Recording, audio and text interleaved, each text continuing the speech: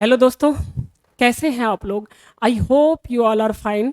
Today I am going to start next lecture of vector. ठीक है, हम लोग बड़ा स्लो स्लो पढ़ रहे हैं दोस्तों एकदम।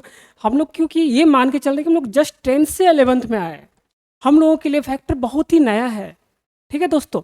और स्टार्टिंग में जैसे वेक्टर हुआ या कैलकुलस हुआ या बेसिक मैथमेटिक्स हुआ या फिर कैनामेटिक्स तक, ठीक है, हम लोग थोड़ा स्लो स्लो पढ़ते हैं दोस्तों, समझ समझ करके पढ़ने का कोशिश करते हैं स्टार्टिंग में।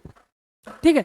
ऐसा इसलिए क्योंकि सपोज करो कि हम लोग स्टार्टिंग में ही स्पीड कर लिए, ठीक है, मान लो कि देखो स्टार्टिंग में स्पीड करने का मतलब होता है कि 60 to 70% बच्चा स्टार्टिंग में ही गिव अप कर देगा। ठीक है। इसलिए हम लोग का प्लानिंग ये होता है, टीचर्स का प्लानिंग ये होता है कि स्टार्टिंग में बच्चा चीज़ को ग्रैब करे और अपना बेसिक बनाए दोस्तों। ठीक है, जैसे स्टार्टिंग में आपका बेसिक हो गया उसके बाद धीरे धीरे धीरे धीरे स्पीड पकड़ा जाएगा। ठीक है, तो इसलिए हम लोग स्टार्टिंग में थोड़ा स्लो रखेंगे, अपना स्लो पेस में लेक्चर को डालेंगे और आप लोग मोर ज़्यादा से ज़्यादा प्रैक्टिस करो स्टार्टिंग में।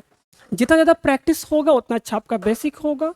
ठीक है, जितना ज़्यादा बेसिक्स होगा, जितना अच्छा आपका बेसिक्स होगा उतना ही ज़्यादा प्रोबेबिलिटी होगा कि आपका रिजल्ट हो जाए। ठीक है, क्योंकि हम लोग का मेन फोकस है दोस्तों नीट और आईआईटी में रिजल्ट होना, इसलिए हम लोग उसी के अकॉर्डिंग तैयार करते हैं आपको। ठीक है दोस्तों, तो आज हम लोग पढ़ेंगे पोजीशन वेक्टर। आज हम लोग क्या पढ़ेंगे दोस्तों? Position vector. Position vector. आज हम लोग पढ़ेंगे पोजीशन वेक्टर। देखो पोजीशन वेक्टर क्या होता है दोस्तों, हम लोग उस पर डिस्कशन करते हैं। देखो ऐसा वेक्टर जो किसी पॉइंट का पोजीशन को बता दे, जो किसी पॉइंट का पोजीशन को बता दे, that is called position vector. ठीक है दोस्तों, ऐसा वेक्टर जो किसी भी पॉइंट के पोजीशन को बता दे, that is called position vector. Suppose करो दोस्तों कि आपका ये कोई एक्स वाई कोऑर्डिनेट सिस्टम है, एक्स एंड वाई। ठीक है, X and Y, X and Y, अच्छा चलो वाई वाई। ठीक है, मान लो ये कोई पॉइंट है आपका P, ये कोई पॉइंट है P जिसका कोऑर्डिनेट दे रखा है आपको x कॉमा वाई, जिसका कोऑर्डिनेट कितना है दोस्तों x कॉमा वाई, सिंपल। ठीक है, आपको सपोज करो इस पॉइंट का अगर पोजीशन बताना है, क्या बताना है, कहाँ से, ऑरिजिन से। कहाँ से दोस्तों? ऑरिजिन से। देखो क्योंकि पोजीशन बताने के लिए दोस्तों किसी ना किसी एक पॉइंट को रेफरेंस लेते हो आप, है ना। अब जैसे देखो हम लोग अपने मतलब स्टडीज़ के लिए हम लोग ना कोऑर्डिनेट सिस्टम को रेफरेंस पॉइंट लेते हैं। ठीक है, हम लोग कोऑर्डिनेट सिस्टम को क्या लेते हैं? Reference point. यहाँ पे ऑरिजिन को रेफरेंस में लेकर के हम लोग पी पॉइंट का पोजीशन वेक्टर बताएंगे। बताने का तरीका क्या होगा? सपोज करो कि आप यहाँ पे खड़े हुए हो, ठीक है, आपको सपोज करो कि भागलपुर के रेलवे स्टेशन का पोजीशन वेक्टर बताना, पोजीशन बताना है, तो आप क्या बताओगे? इस तरह से बताओगे आप। मान लो इधर इधर सपोज करो आपका भागलपुर का रेलवे स्टेशन है, तो आप कैसे बताएंगे? आप तो एक तो डिस्टेंस बताओगे, कितना डिस्टेंस है यहाँ से इस पॉइंट से एकदम सीधे लाइन में कैसे कितना चलोगे, कितना डिस्टेंस में होगा। दूसरा डायरेक्शन, सपोज करो कि इधर आपका क्या है, आपका सपोज कीजिए इधर आपका रेलवे स्टेशन है, ठीक है, जंक्शन है, तो आप कैसे बताओगे? यहाँ से 2 किलोमीटर, मतलब एरो दोगे इस साइड में, बोलोगे 2 किलोमीटर चले जाओ आपको रेलवे स्टेशन मिल जाएगा। इसी तरह से बताएंगे ना जी पोजीशन वेक्टर। उसी तरह दोस्तों इसका पोजीशन वेक्टर, पी पॉइंट का पोजीशन वेक्टर को बताने का तरीका क्या होगा? यहाँ से हम एक लाइन से इसको जोड़ देंगे और एरो इधर डाल देंगे, एरो इधर डाल देंगे, तो हम लोग क्या बोलेंगे? ये जो वेक्टर है आपका ग्रीन वाला जो वेक्टर है, ये पी पॉइंट का पोजीशन वेक्टर है दोस्तों। क्या है? पी पॉइंट का पोजीशन वेक्टर। इसको हम लोग डिनोट करते हैं, आपका डिनोट करेंगे आर पी वेक्टर से। किससे डिनोट करते हैं दोस्तों? R P vector. Are P vector is what? Are P vector is the position vector of point P.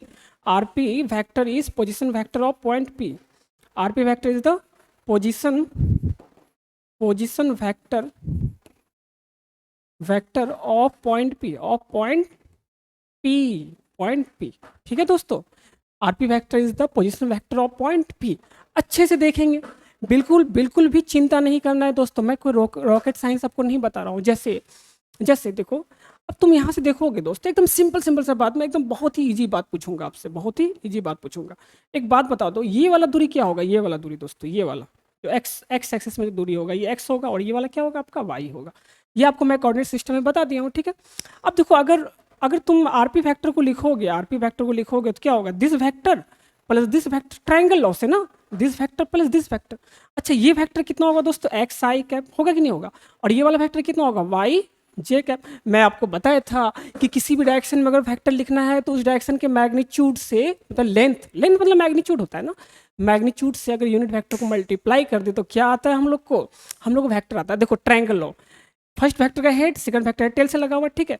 तो जो थर्ड वेक्टर होगा, जो आपका रिजल्टेंट वेक्टर होगा, वो फर्स्ट वेक्टर के टेल से और लास्ट वेक्टर के हेड से जुड़ा होगा, एरो हेड की तरफ होगा। मतलब ये जो है इस दोनों का क्या है दोस्तों, रिजल्टेंट वेक्टर है, आरपी वेक्टर।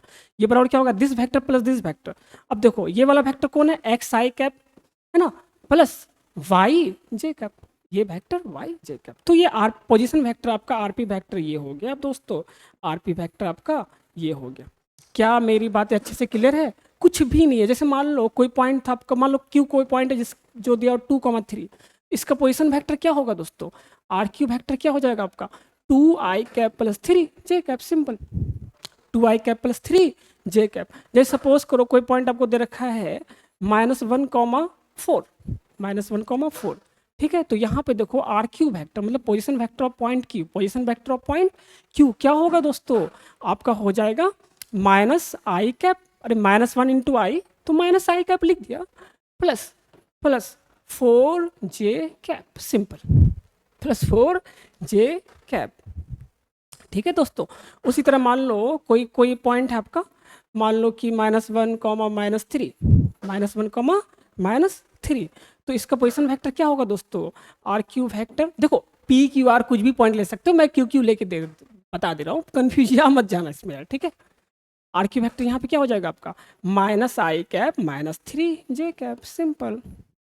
आई होप आपको पोजीशन वेक्टर समझ में आया होगा। तो पोजीशन वेक्टर के डिफिनेशन में हम लोग क्या लिखें दोस्तों, चलो इसको पहले लिख लो, पोजीशन वेक्टर के डिफिनेशन में बताता हूँ आपको, है ना। A vector which represent position of a point, vector है ना, represent position of a point is called position vector, simple, position vector। हमेशा याद रखेंगे एक बात को दोस्तों, पोजीशन वेक्टर हम लोग हमेशा किसी पॉइंट, किसी रेफरेंस पॉइंट से बताते हैं, ठीक है। और हम लोग यहाँ पे ऑरिजिन को रेफरेंस पॉइंट मानेंगे दोस्तों, हम लोग अपने कॉपी कलम के लिए या अपने स्टडी को डिस्कसेबल बनाने के लिए हम लोग, है ना, कोऑर्डिनेट सिस्टम को मतलब ऑरिजिन को क्या मानते हैं हम लोग मतलब रेफरेंस पॉइंट मानते हैं। क्या मानते हैं दोस्तों, रेफरेंस पॉइंट, ठीक है। आई होप आपको ये बात बहुत अच्छे से क्लियर हुआ होगा, ठीक है। चलो और हम लोग बात करते हैं, चलो इसको फास्ट लिख लेंगे पहले ना। चलो हम लोग बात करते हैं दोस्तों डिस्प्लेसमेंट वेक्टर है, किसका बात करते हैं दोस्तों, displacement vector, displacement vector, displacement. देखो डिस्प्लेसमेंट वेक्टर से पहले बात ये है कि डिस्प्लेसमेंट क्या होता है, ठीक है।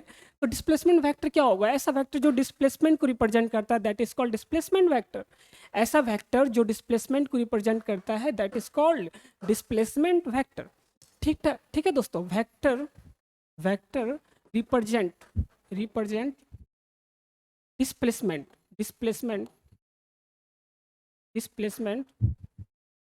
is called displacement vector, is called displacement vector, is called displacement vector, simple। vector represent displacement vector is called displacement vector, vector which represent displacement is called displacement vector, simple। Suppose करो कोई point है ए और कोई point है आपका B, मान लो कोई particle A से बी गया, तो देखो डिस्प्लेसमेंट कौन सा वाला हुआ दोस्तों, डिस्प्लेसमेंट आपका ये वाला हुआ या नहीं हुआ, ये वाला डिस्प्लेसमेंट हुआ जो ग्रीन से। अरे यार आप ऐसे भी जा सकते हैं, आप ऐसे भी जा सकते हैं, बट डिस्प्लेसमेंट क्या होता है, शॉर्टेस्ट डिस्टेंस होता है ना। डिस्प्लेसमेंट क्या होता है दोस्तों, याद रखिएगा, डिस्प्लेसमेंट क्या होता है, डिस्प्लेसमेंट होता है shortest distance between initial position to final position. याद रखिएगा दोस्तों, मतलब इनिशियल पोजीशन और फाइनल पोजीशन के बीच का जो शॉर्टेस्ट डिस्टेंस होता है, दैट इज कॉल्ड डिस्प्लेसमेंट। तो देखो ये लिख लेना साइड में, ठीक है। तो डिस्प्लेसमेंट ए से बी में क्या होगा, ये वाला लाइन होगा, ठीक है, क्योंकि हम इसको vector, displacement is a vector quantity दोस्त, ठीक है, डिस्प्लेसमेंट बताने के लिए आपको उसका मैग्नीट्यूड बताना होगा प्लस आपको उसका वेक्टर मतलब डायरेक्शन बताना होगा। तो ये डिस्प्लेसमेंट हो गया दोस्तों। इसमें एरो लगा दो, ए से बी जा रहे हैं तो एरो लगा दोगे तो this is called what, displacement vector. Displacement vector, ठीक है। डिस्प्लेसमेंट वेक्टर को हम लोग सिंपल एस वेक्टर से रिप्रेजेंट करते हैं। किससे रिप्रेजेंट करते हैं दोस्तों? सिंपल एस वेक्टर से रिप्रेजेंट करते हैं। अच्छे से देख लो, ठीक है, अच्छे से देख लो दोस्तों, ठीक है। चलो इसको नोट डाउन करेंगे आप लोग, है ना, फास्ट। हम लोग बात करते हैं दोस्तों, मान लो एक कोऑर्डिनेट सिस्टम लो, क्या लो दोस्तों, कोऑर्डिनेट सिस्टम लो एक्स और वाई, ठीक है। सपोज करो एक पॉइंट था आपका पी, एक पॉइंट क्या था दोस्तों पी, जिसका कोऑर्डिनेट था x1 कॉमा y1, ठीक है। दूसरा पॉइंट है सपोज करो दोस्तों क्यू, क्या है दोस्तों क्यू, जिसका कोऑर्डिनेट है x2 कॉमा y2, ठीक है। कोई पार्टिकल आपका P से Q जाता है, P से Q जाता है, तो डिस्प्लेसमेंट वेक्टर क्या होगा बताएंगे? कोई पार्टिकल कहाँ से कहाँ जाता है दोस्तों? P से Q जाता है, तो डिस्प्लेसमेंट वेक्टर ये वाला हुआ। डिस्प्लेसमेंट P से Q जा रहा है तो डिस्प्लेसमेंट वेक्टर क्या होगा? देखो P से Q तो डायरेक्शन Q की तरफ होगा, डायरेक्शन Q की तरफ होगा, और डिस्प्लेसमेंट क्या होगा? इसका जो बीच का लेंथ होगा दैट इज कॉल्ड डिस्प्लेसमेंट। तो तो डिस्प्लेसमेंट वेक्टर एरो के साथ यही वाला हो गया, है ना, एरो के साथ ये वाला हो गया। इसमें तो कोई डाउट कोई प्रॉब्लम नहीं है, आप होना चाहिए आपको। हम लोग बात करते हैं दोस्तों, ये होता कितना, ये होता कितना, तो निकालने का तरीका देखिएगा। देखिए पहले P और Q वेक्टर का पोजीशन वेक्टर लिखो। क्या लिखो? पोजीशन वेक्टर P का क्या होगा दोस्तों? ये वाला क्या होगा इसका पोजीशन वेक्टर? RP वेक्टर होगा या नहीं होगा? अरे हम बताए थे ना पोजीशन वेक्टर लिखने का तरीका क्या था दोस्तों, जिस ऑरिजिन से, ठीक है, जिस पॉइंट का पोजीशन वेक्टर लिखना है उसको एक लाइन से जोड़ दो, ठीक है, और एरो पॉइंट की तरफ ही डालना। एरो कहाँ डालना? पॉइंट की तरफ। This is position vector of point P। अच्छा पोजीशन वेक्टर ऑफ Q लिखना हो तो क्या होगा? ये वाला आपका क्या हो गया? पोजीशन वेक्टर ऑफ Q, ठीक है। अब देखो आप दोनों को बता सकते हो। आरपी फैक्टर क्या होगा दोस्तों? अभी तुरंत सिखाए थे आपको, x1 आई कैप प्लस y1 जे कैप, ठीक है। उसी तरह आर क्यू क्या होगा दोस्तों? पोजिशन फैक्टर ऑफ क्यू क्या होगा आपका? x2 आई कैप प्लस y2 जे कैप, ठीक है। ये आपका हो गया पोजिशन वेक्टर, ये आपका पोजिशन वेक्टर हो गया। अगर आपको डिस्प्लेसमेंट वेक्टर लिखना है दोस्तों, क्या लिखना है? डिस्प्लेसमेंट वेक्टर, ठीक है, मतलब वेक्टर एस, मतलब वेक्टर एस अगर लिखना है वेक्टर एस, तो वो होगा क्या एकदम समझिएगा। आपको ये वेक्टर बताना है, आपको कौन सा वेक्टर बताना है? ये वेक्टर। आप यहाँ पे देखो, आप यहाँ से देखो, मतलब आपको एस वेक्टर बताना है ना। आप यहाँ से ट्रायंगल लॉ लगाओ। क्या लगाओ दोस्तों? देखो इस ट्रायंगल में देखो, इस ट्रायंगल में देखो, ये वेक्टर प्लस ये वेक्टर बराबर ये वेक्टर होगा। सोचो कैसे होगा, सोचो सोचो सोचो कैसे होगा, सोचो। आप देखो इस वेक्टर का एरो इस वेक्टर का टेल से जुड़ा हुआ है, और यहाँ पे देखो, और इस वेक्टर को देखो, इस वेक्टर का क्या है दोस्तों? हेड, ठीक है, आपका क्या है? लास्ट वाले फैक्टर के हेड से जुड़ा हुआ है और फर्स्ट वाले फैक्टर के टेल से जुड़ा हुआ है। मतलब ट्रायंगल लॉ के अनुसार क्या होगा? तो देखो ये दोनों एक एक इसमें है और ये अपोजिट में, तो दिस प्लस दिस बराबर दिस होगा कि नहीं होगा? बोलो बोलो। तो यहाँ से क्या हो जाएगा दोस्तों? R P vector plus S vector बराबर क्या हो जाएगा आपका? R Q vector, R Q vector, ठीक है। तो आपको एस वेक्टर के बारे में डिस्कशन करना, तो अपना एस वेक्टर बराबर क्या हो जाएगा दोस्तों? R P sorry R Q vector minus R P vector, ये होगा आपका डिस्प्लेसमेंट वेक्टर। ये क्या होगा दोस्तों? आपका डिस्प्लेसमेंट वेक्टर। डिस्प्लेसमेंट वेक्टर देखो पी से क्यू जा रहे हैं तो क्यू का पोजीशन वेक्टर है ना, माइनस पी का पोजीशन, जहां से जा रहे हैं पी का पोजीशन वेक्टर।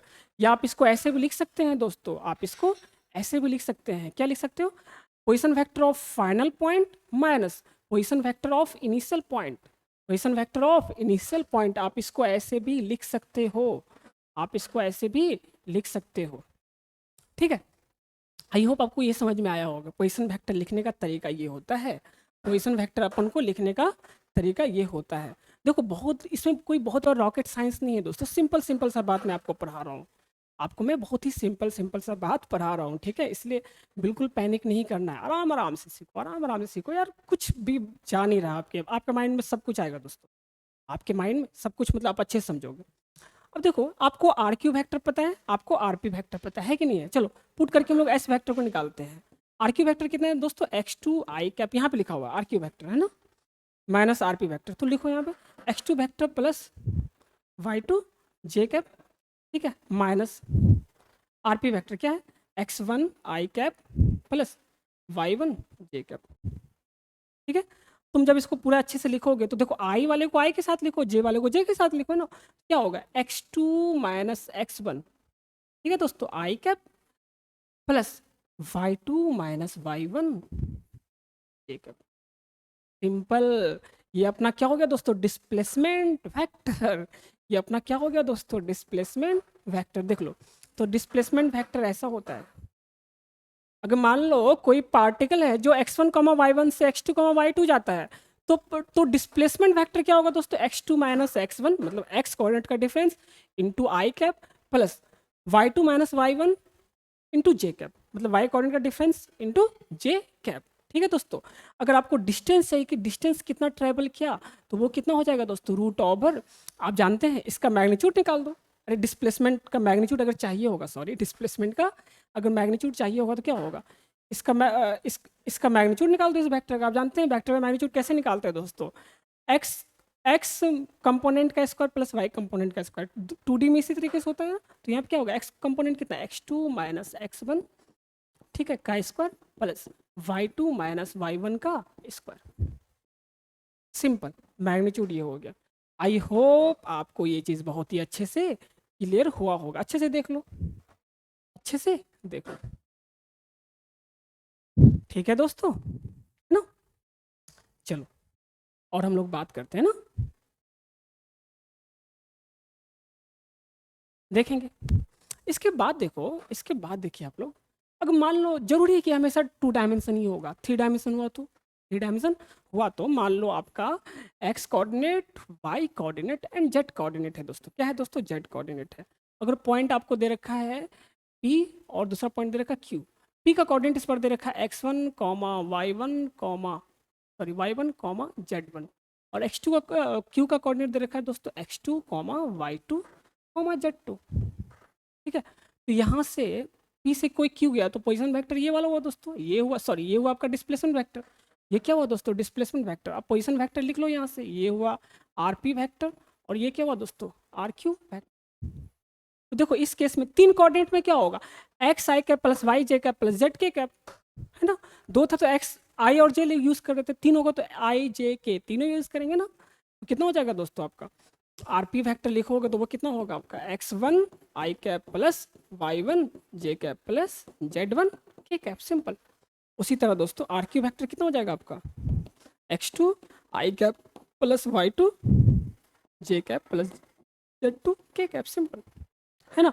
और तो डिस्प्लेसमेंट वेक्टर क्या होता है दोस्तों, डिस्प्लेसमेंट वेक्टर बराबर होता है R Q vector minus R P, मतलब फाइनल माइनस इनिशियल होता है ना।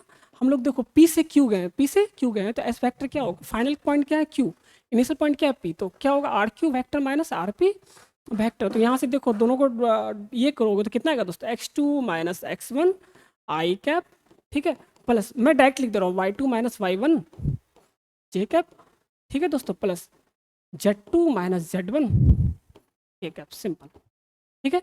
अच्छा ये हुआ आपका डिस्प्लेसमेंट वेक्टर। देखो डायरेक्ट लिखने का सीखो तुम, डायरेक्ट सीखो, एक्स कोऑर्डिनेट का difference into I cap plus Y coordinate का difference into J cap plus Z coordinate का डिफरेंस इंटू के कैप। अगर तुमको मैग्नीट्यूड निकालना हो, क्या निकालना हो दोस्तों, मैग्नीट्यूड निकालो, तो वो कितना हो जाएगा दोस्तों, आपका हो जाएगा x2 माइनस x1 का square plus y2 minus y1 का square plus z2 minus z1 का स्क्वायर।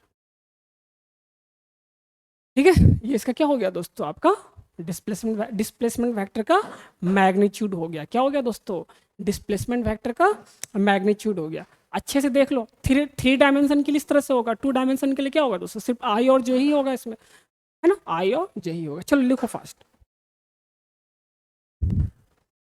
चलो हम लोग है ना आप कुछ क्वेश्चंस करते हैं, क्या करते हैं दोस्तों, कुछ क्वेश्चंस कर ले, बिल्कुल टेंशन नहीं लेना है, आराम आराम से पढ़ो, आराम आराम से पढ़ो, टेंशन बिल्कुल नहीं लेना है, ठीक है। चलो और देखो दोस्तों, जैसे आपको क्वेश्चन मैं लेता हूँ, ठीक है। A particle particle displace from A का कोऑर्डिनेट देख रहा है 1,3,5 टू 2, ठीक है, 7,3,2 7,3,2 ये पॉइंट बी है, बी का कोऑर्डिनेट दे रखा।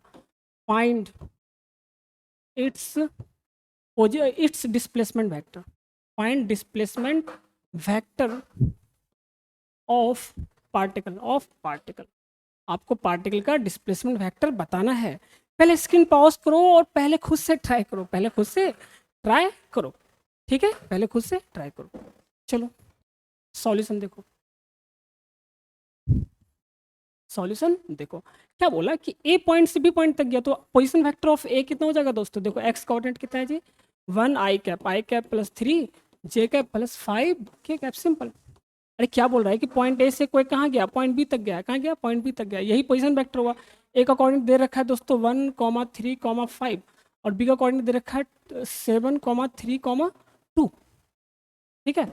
तो पोजीशन वेक्टर ए का ये हो गया, पोजीशन वेक्टर ऑफ बी क्या हो गया दोस्तों, आपका हो गया 7 आई cap plus 3 J cap plus 2 के कैप, सिंपल, प्लस 2 के कैप। तो पोजीशन सॉरी डिस्प्लेसमेंट वेक्टर क्या होता है दोस्तों, ए से बी गया है तो फाइनल माइनस इनिशियल, मतलब R B vector minus R A vector, होगा कि नहीं होगा। मतलब एक्स कोऑर्डिनेट का डिफरेंस, डायरेक्ट ये सब लिखने की जरूरत नहीं है, डायरेक्ट लिखना सीखो, तुम डायरेक्ट ही लिखना सीखो। एक्स कोऑर्डिनेट का डिफरेंस, एक्स कोऑर्डिनेट का डिफरेंस कितना है जी 7 - 1 तो 6 आई कैप प्लस वाई कोऑर्डिनेट का डिफरेंस कितना है दोस्तों 3 - 3 0 0 जे कैप प्लस जेड कोऑर्डिनेट का डिफरेंस कितना 2 - 5 2 - 5 कितना हो गया माइनस 2 - 5 कितना हो गया दोस्तों -3 आपका के कैप। ये हो गया आपका डिस्प्लेसमेंट वेक्टर, कितना हो गया 6 आई कैप -3 के कैप, सिंपल, -3 के कैप। और डिस्प्लेसमेंट का मैग्नीट्यूड निकालना हो तो क्या होगा दोस्तों एक्स कंपोनेंट का स्क्वायर प्लस वाई कंपोनेंट का स्क्वायर प्लस जेड कंपोनेंट का स्क्वायर, लिख दो इसमें। एक्स कंपोनेंट का स्क्वायर कितना है 6 का स्क्वायर, वाई कंपोनेंट 0 है तो 0 का स्क्वायर प्लस जेड कंपोनेंट कितना है दोस्तों -3 का स्क्वायर, तो -3 का स्क्वायर 3 ही हो जाता है ना। अरे किसी माइनस का स्क्वायर करोगे तो 3 ही हो जाएगा, तो डायरेक्ट 3 का स्क्वायर लिख दोगे तो भी काम हो जाएगा, ठीक है। कितना 6 6 जा 36 प्लस 9 9 जा सॉरी 3 3 जा 9, 36 प्लस 9 कितना हो गया 45, कितना हो गया दोस्तों 45, तो √/45 इसको आप लिख सकते हैं 3√5। अरे 9 5 जब 45 होता है ना, तो 9 कितना हो गया 3, 9 से 3 बाहर निकल गया और 5√5 ऐसे रह गया, ठीक है। तो ये हो गया आपका डिस्प्लेसमेंट वेक्टर का मैग्नीट्यूड, ये क्या हो गया दोस्तों डिस्प्लेसमेंट वेक्टर का मैग्नीट्यूड। आई होप आपको ये लेक्चर अच्छे से समझ में आया होगा, ठीक है दोस्तों। हम लोग बिल्कुल टेंशन नहीं लेना, बिल्कुल पैनिक नहीं करना, आपको डिस्प्लेसमेंट वेक्टर निकालना आना चाहिए। इसमें क्वेश्चन करने में कुछ ज़्यादा बहुत ज़्यादा है नहीं, बट इसका जरूरत आगे बहुत पड़ता है। डिस्प्लेसमेंट वेक्टर वेक्टर का बहुत यूज़ है यार, वेक्टर का बहुत ही यूज़ है, ठीक है दोस्तों। हम लोग धीरे धीरे पढ़ेंगे, आराम से पढ़ेंगे, ठीक है। और प्रैक्टिस हम लोग लाइव क्लास में करते हैं, लाइव क्लास ज्वाइन कीजिए आप लोग सभी के सभी, लाइव क्लास ज्वाइन करना मस्ट है आप लोग सभी के लिए दोस्तों, ठीक है। लाइव क्लास जरूर